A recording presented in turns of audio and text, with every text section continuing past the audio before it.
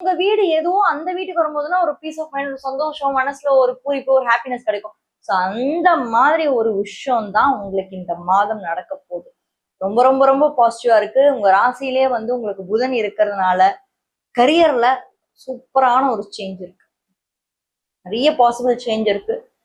புது வேலை வாய்ப்புகள் தேடி வரும், புது ஆப்பர்ச்சுனிட்டிஸ் தேடி வரும். புதுசா பிசினஸ் ஸ்டார்ட் பண்ண தைரியமா ஸ்டார்ட் பண்ணுங்க, இறங்கி அடிங்க. ஏன்னா ராசியில இருக்கக்கூடிய புதன் 7ஆம் வீட்டு தொடர்பு கொள்றாரு. ஸோ 7 அப்படின்னு வந்துட்டாலே உங்களுக்கு வியாபாரம், ரிலேஷன்ஷிப், மேரேஜ் இந்த மாதிரி விஷயங்கள் தான். ஸோ இந்த வீட்டை தொடர்பு கொள்ளக்கூடிய இந்த புதன் நிச்சயமாக உங்களுக்கு பாசிட்டிவான ஒரு விஷயத்தை தான் கொடுப்பாரு. ஏன்னா ராசியில புதன் மட்டும் தாங்க இருக்காரு இந்த மாதம். வேற எந்த ஒரு கிரகமும் இல்ல. ராசிக்கு 2ல தான் குரு சூரியன் இருக்கு. ராசிக்கு 3ஆம் இடத்துல கேது சுக்ரன், ராசிக்கு 9ஆம் கேது வந்து 3ல இருந்தா 9ல ஆப்வியஸா ராகு இருக்கும்.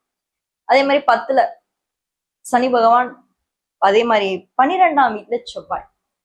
கண்டிப்பா இருக்கும். ஒர்க் ப்ரெஷர் இல்லாமலாம் இருக்காது. மிதுனத்தை பொறுத்த வரைக்கும் ஒர்க் ப்ரெஷர் இல்லைன்னு நம்ம வந்து சும்மா அசால்ட்டா சொல்லிட்டு போக முடியாது.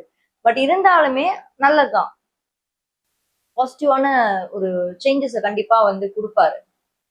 மிதுன ராசிக்கு எப்பயுமே ஒரு விஷயம் என்னன்னா, அவங்க எவ்வளவுதான் வந்து கீழே விழுந்தாலும் கூட அவங்களுடைய அந்த பிரசன்ஸ் ஆஃப் மைண்ட் இருக்கு பாத்தீங்களா, அந்த ஒரு அறிவு, அந்த ஒரு விஷயத்துல இருந்து திருப்பி மேல வந்துருவாங்க.